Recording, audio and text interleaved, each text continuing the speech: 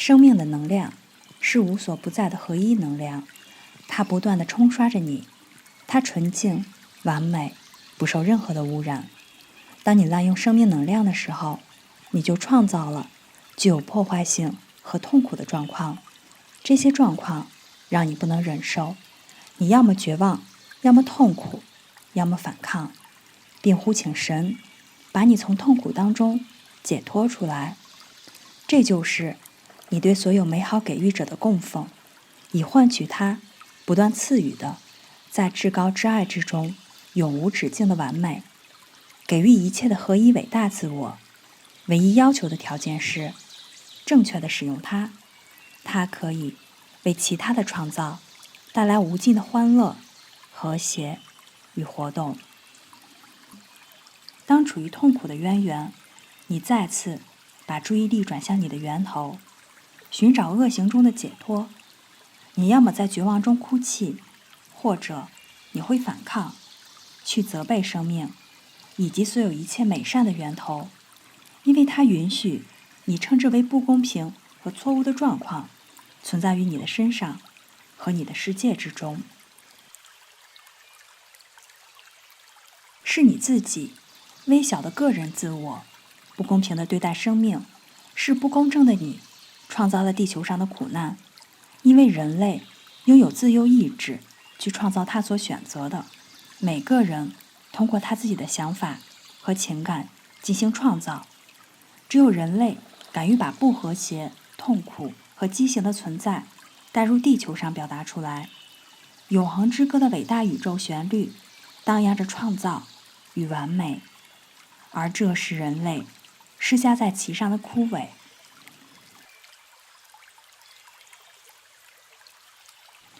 只有人类可以犯下在这宇宙韵律之中制造不和谐的过错，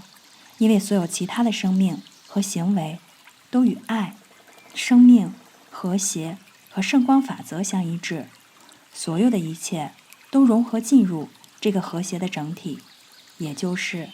无限的充满爱之合一的身体。生命和圣光的所有其他领域根据完美所依赖的基本法则进行运作和创造，这个原则就是爱。如果不是因为伟大而无私的存有，就像你们的统领者伟大的扬升大师，他们存在的基调就是爱，人们早就会摧毁自己以及他们所在的星球了。爱与光的超然和伟大活动是神创造出来的，并期待他的孩子也表达出来同样的自然状况。所有一切都服从他的指令，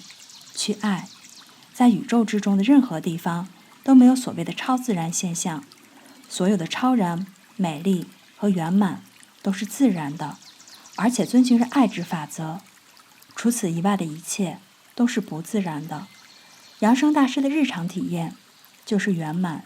神之子也注定要活在这样的状态。地球上的孩子曾经表达出过这种完美，在之前的一个周期，那曾是一个黄金时代。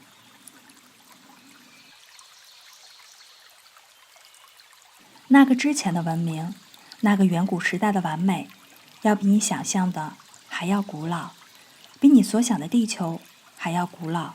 那个时期，所有的人类都生活在像扬升大师那般超然的状态之中，之后才是世代沿袭下来的痛苦状况。悲惨状况的发生，是因为人们不再把注意力放在他们的源头爱之上，而他们本应该如此进行生活。当地球上孩子们的注意力远离了爱，他们就是在故意的、有意识的选择混乱的体验。那些想要在没有爱的情况下活着的人，无法长久的存在。不论他在何处，所有这样的努力注定会带来失败、痛苦和瓦解。就其本身的状况而言，它一定会重归混沌，那未成形的状态。因此，它可以再次与爱结合，从而产生一种新的形态。这就是宇宙法则以及个人生命的法则。它是不可改变、不可撤销、永恒的存在，同时又是仁慈的，因为创造的形态存在，让神可以有一些东西把爱倾洒在上面，并在行动当中表达出来。这是伟大存有的运作法则，其他一切都由此而来。它是永恒的指令，无法用语言表达出那种完美的浩瀚还有辉煌。若不是生命和体验当中存在这些真实、真切、永恒、完美，而且远远超越人类语言所能描述的状况，存在就会成为一种对生命浩瀚活动的嘲讽，穿插在整个造物的过程当中。存在着更高、更和谐的超然领域，在那些领域的活动与意识当中，不论是在个人还是宇宙层面，创造都在喜悦、爱、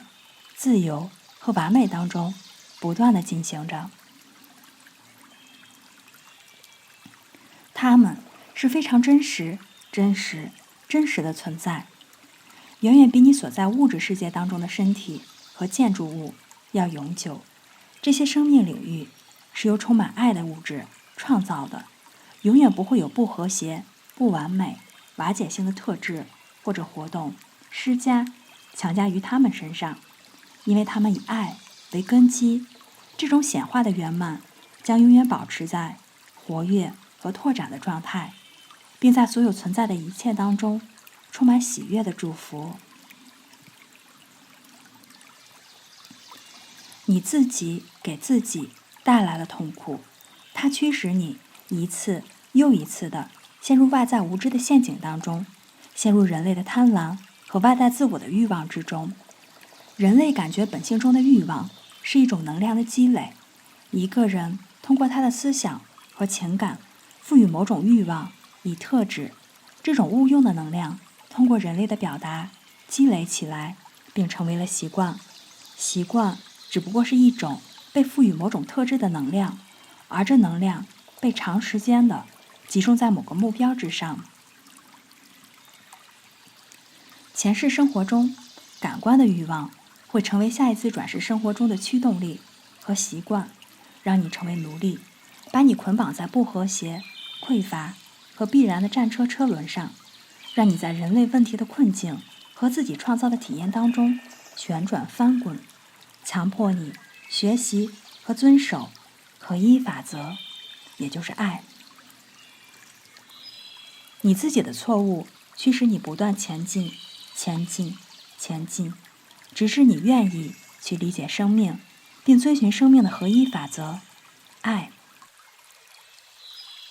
你在一次又一次的转世生活当中旋转翻滚，体验到了一次又一次的不和谐，直至你学会在爱的法则当中进行生活。这是一种强大的活动，没有人可以逃脱它，它会一直进行下去，直至外在的自我去寻找原因，到底是什么带来了痛苦。外在自我最终会明白，只有通过顺从爱之法则，一个人才会真正的从痛苦当中解脱出来。这种顺从开始于情绪中的冷静、和平与善意，这种感觉集中在内心，它与外部世界的接触要通过内在的感觉来实现。爱不是心智的活动，而是创造心智的纯粹光明的精华。这种精华来自伟大的神之火焰，并流入到物质之中，而且不停地向外倾洒。它是形态和行动当中的完美体现。爱是完美的表达，它只能表达出和平、喜悦之情，并且无条件地向所有的创造倾洒这种情感。它从不为自己所求什么，因为它永远在自我创造。它是至高无上的心脏脉动。爱拥有所有的一切，它只在乎把神圣完美计划付诸行动，因此它不断地从自身倾洒而出。它并不理会过去存在的东西，而是通过不断地向外倾洒自己，来接收喜悦并保持平衡，因为这种完美在爱之中，并随着爱一起流动。除了他自己，他无法记录除此之外的任何东西。爱本身就是和谐的根基，正确使用所有生命能量的表达。在人类的体验中，它会成长为一种想要给予和付出的渴望，把一个人所有的和平与和谐奉献给其他的造物。人类呀，人类，贯穿所有的世代，只有足够的爱才能把你带回天堂，那里是你曾经知晓和居住的世界。在那里，你会再次拥抱伟大圣光的完美表达。圣光通过爱向外倾洒。一位来访的王子接近了这个国家的边界，他会进入这座城市，他来寻找你们国王的女儿。你们会接受这位王子的统治，但那个时候承认你们的错误已经是徒劳了，没有什么用处，因为王室会受到神的力量和权威的保护与照顾，没有人的欲望可以战胜这种力量。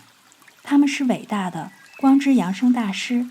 来自这片土地上空的黄金以太之城。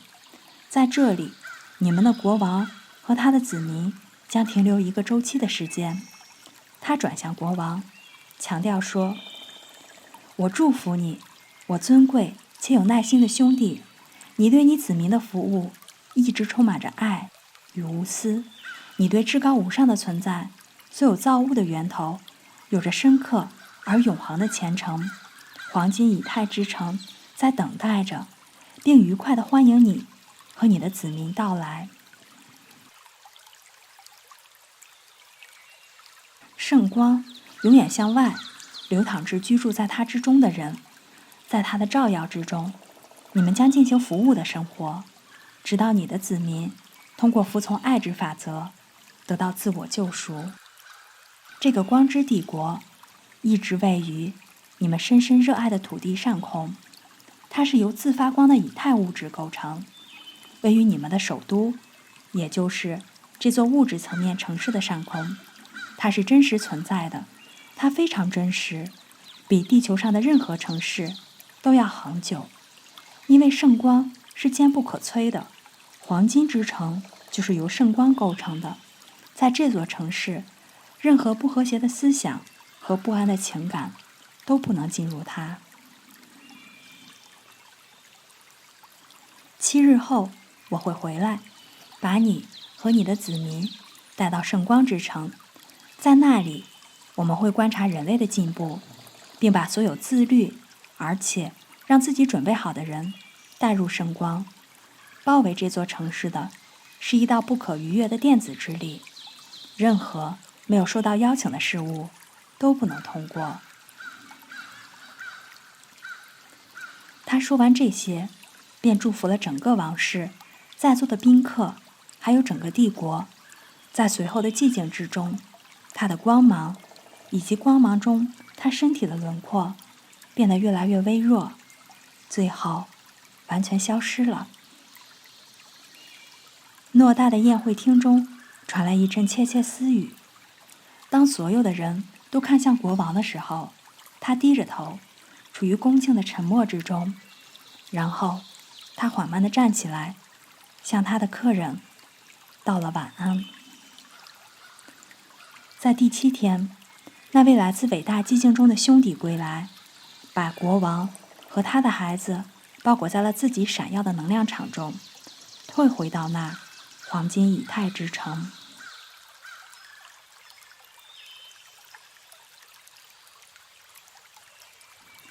1天之后，来访的王子到了，他了解了这个帝国的状况，以及仍然笼罩在这个国家人民之中的惊愕。他即刻巧妙地进行了计划，成为这个国家的统治者。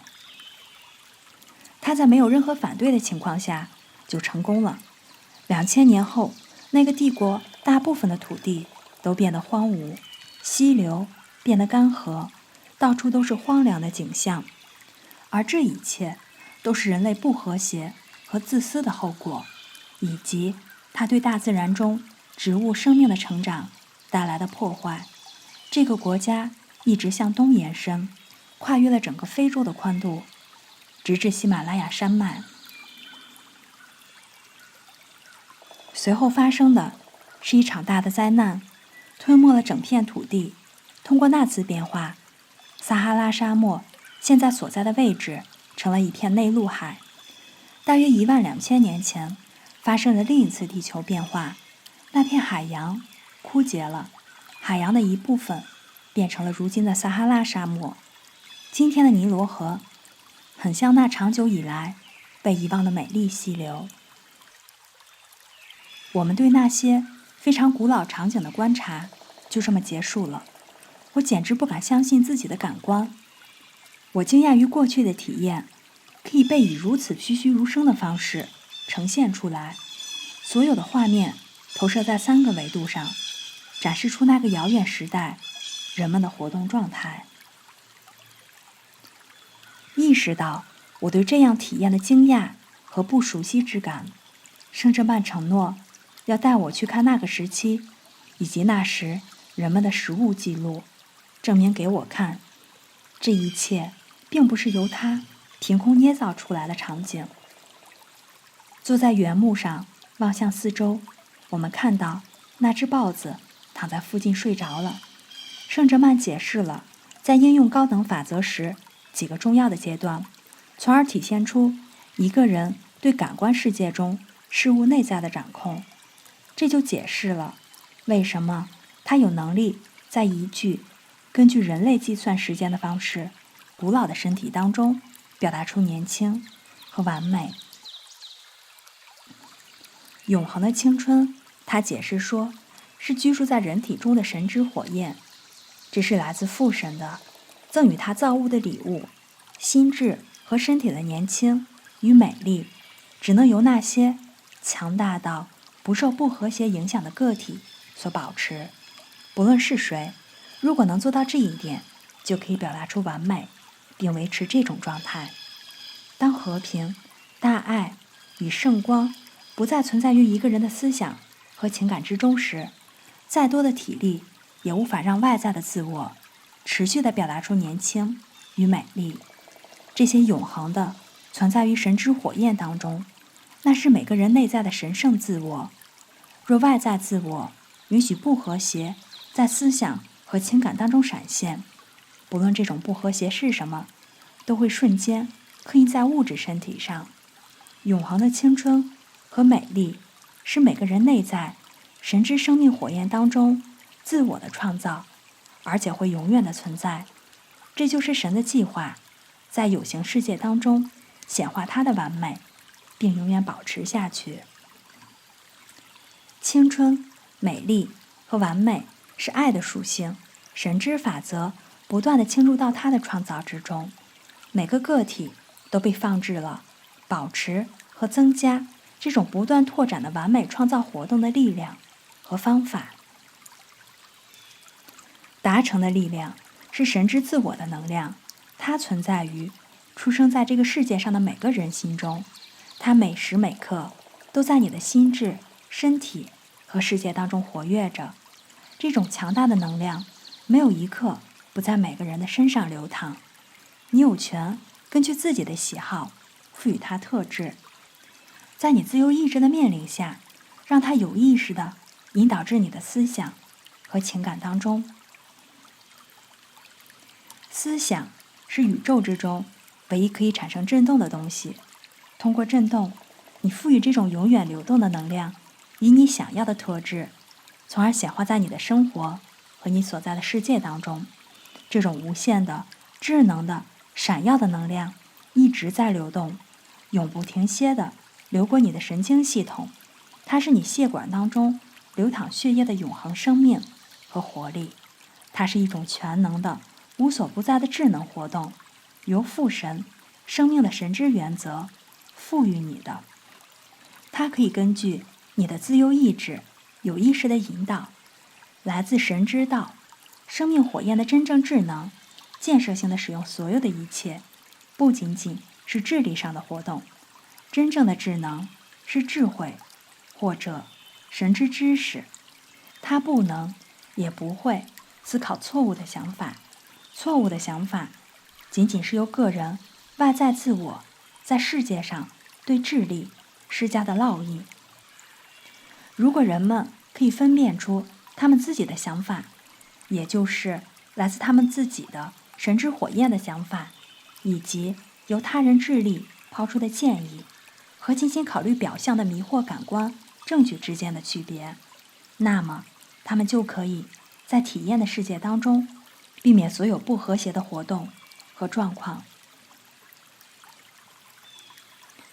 来自一个人自己神之火焰的圣光，是衡量所有通过我们五感来到我们思想和情感中一切的完美标准。没有人可以赋予他的想法和情感以完美的特质，除非他到达完美的源头，因为那种特质和完美仅仅存在于神之火焰当中。这个人需要与他自己内在的神之光进行冥想，还有交流。纯粹的生命精华不仅会给予和维系身体永远的年轻和美丽，也会让你保持你的神之自我和外在自我之间完美的平衡。事实上，这种纯粹的生命能量是外在自我用来与它的神圣源头神之自我保持连接的能量。实际上，这两者其实是一体的，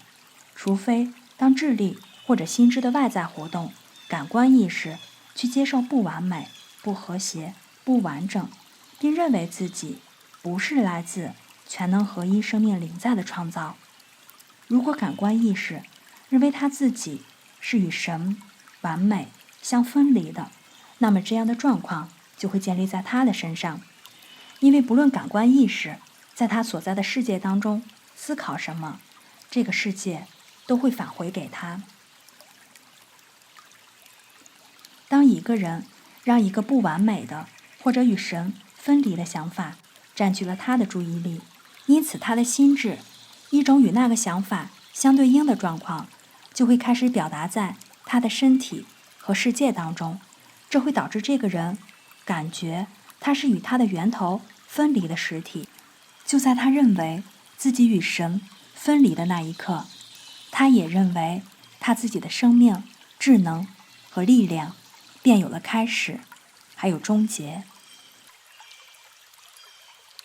生命一直存在，现在是，将来也是。没有人可以真正的摧毁生命。通过心智和物质世界的各种活动，形态可以被瓦解或者暂时摧毁，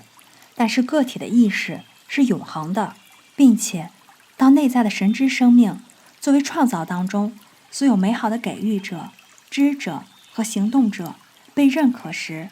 个体可以掌控所有显化出来的物质。我是在告诉你真相。当我说只存在一个所有良善的源头神的时候，心智的外在活动有意识地承认和接受这个事实，不是每天2到3次，而是一天当中每隔几分钟就去这么做，不论外在的自我在做什么，并且一直保持下去。这么做会让人在人类事物当中都表达出他的完美自由还有统领。对绝大多数人来说，以上这些听起来很困难，因为他们很多世纪以来都拥有这样的信念，他们是与神分离的存有。然而与此同时，在每一天之中，在他们所想的每一件事情当中，他们都在使用着神的生命、神的能量、神的物质和神的活动，他们没有意识到这一点。不过需要在心智的外在活动中有意识地承认这一事实，并进行建设性的引导，才会通过个人自我释放它全部的能量。识别、有意识的引导、建设性的使用，始终保持在个人自我之中的神之能量，是完美化、掌控和统领地球上所有事物的方式。包括有意识的控制所有自然的力量。我给你的这些指引，如果坚持下来的话，将会完全清除所有的错误信念。它的完成速度取决于你如何一直持续地加深你与你自己的神之自我之间的情感还有连接。在达到精通或者掌控的过程当中，对所有力量有意识的控制和对物质的掌控，首先取决于你对自己内在神之自我的认可。第二，取决于在所有的状况下你感觉当中完美的平静。第三，必须通过所有滥用权力的考验。在有意识的命令下，在所有状况当中保持情感的冷静是很有必要的。如果要达成掌控，成为一名大师，就要对自己做出这样无条件的要求。它并不意味着总是去压制一个人内心的不和谐，而是在所有的情况当中，让包围着学生心智和身体的情感处于平静与和谐的状态。这种控制对于西方人来说，并不是一件容易的事情，因为大多数西方人的性情是敏感的、情绪化的和冲动的。这种特性拥有巨大的能量，它必须受控，处于保留的状态，只有在有意识的引导下才可以释放，从而完成一些建设性的事情。在能量的浪费得到控制和完全掌控之前，一个人不能也永远不会取得永久性的进步。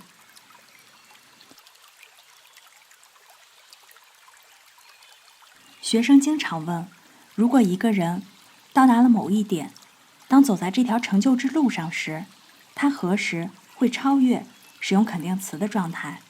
当一位学生很真诚地使用肯定，它会带来对真理的完全接受，不论他使用的是什么肯定。因为肯定的使用是为了让外在的心智保持注意力，他在真理上的注意力是如此的集中，以至于他的情感也完全接受了真理。因为情感才是真正神之能量的释放，会把肯定句中的真理显化出来。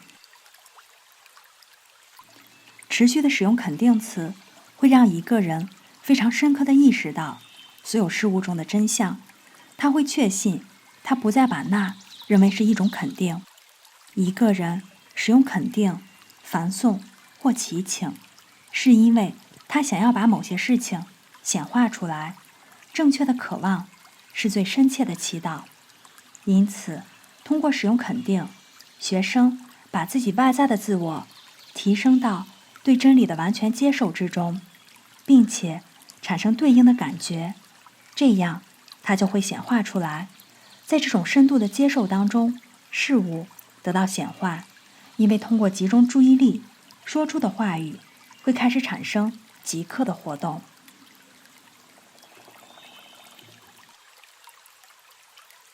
我对圣哲曼的感激之情无以言表，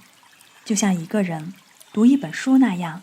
他可以读懂我的想法和情感。我们都安静地坐了一会儿，处于完美的协调之中。他把我从沉思中唤醒，让我看着西方空中绚烂的色彩，夕阳的余晖。我想在山上待一夜，早上回家，顺便欣赏日出。我刚刚感受到这种意愿，一个美丽的睡袋就躺在了我的脚下。它不同于我曾经见到过的任何事物。我伸手去检查制作它的不同寻常的面料。让我惊讶的是，我发现它发着光，而且温暖。我抬起头，圣哲曼笑着伸出手，递给我一个水晶杯，里面装满了金黄色的液体，就像蜂蜜那么浓稠。顺从他的意思，我喝了下去。一瞬间，一道光芒从我身体中闪过。当我喝完时，杯子也消失在了我的手中。为什么我不能保留这个精致的造物呢？我惊讶地问。耐心些，我的孩子，他回答说。你的愿望不是正在一个接一个的得到满足吗？你的睡袋会一直存在到天亮时分，你的朋友豹子会在夜间守护着你。微微一鞠躬，圣哲曼带着慈祥的笑容，他的身体渐渐变得模糊。我躺在这个优美的睡袋中，很快就睡着了。当黎明的玫瑰色触碰到东方地平线的时候，我醒来了。脑中的第一个念头就是关于睡袋的，它让我很享受。想到这里，睡袋消失到它来自的宇宙物质之中。豹子向我走过来，我们一起转身回家。走了一段距离，几个男人的声音进入我们的耳朵。他嗅了嗅空气，突然在我前方停了下来，并抬起头。我伸手拍了拍他，说：“现在你可以走了。”他跳进山路右侧茂密的树林中。我继续前进，没有再发生任何的意外。终于，正午过后，我到达了我的住所。我的状态很难找到形容词加以形容。我想要思考、沉思、消化，从而适应这些全新的理念。我在刚刚过去的48小时内体验到的不同寻常，然而又非常真实的经历，让我重新整理我的整个世界。我非常的高兴，不过同时看上去似乎另一个宇宙在我的周围出现了。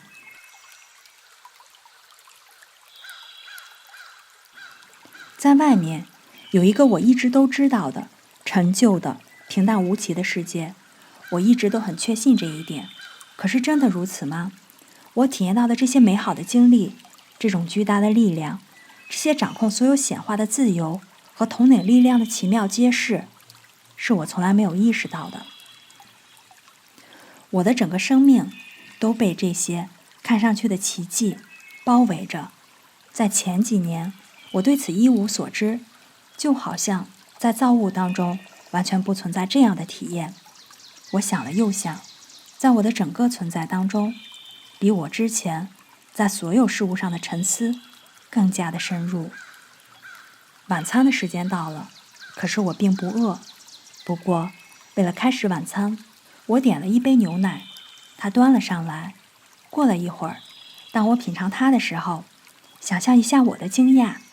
我发现它已经变成了圣哲曼第一次给我喝过的相同的奶油般的液体。我吃完饭返回家中，正准备洗澡，然后休息，突然间一股熟悉的电流信号从头穿越我的脚，我不由自主地伸出双手。过了几秒钟，一个水晶般的小蛋糕一样的物品在我的手掌中出现。在某种程度上，我知道这是要放进浴缸的。我把它扔入了水中，它即刻起泡并闪闪发光，就好像是活的一样。我走进水中，一种刺刺的感觉激活着我身体的每个细胞。我感觉到一股强大的电流充满了我，并照亮和强化了我的整个生命。洗完澡，我躺了下来，很快就进入了无梦的睡眠。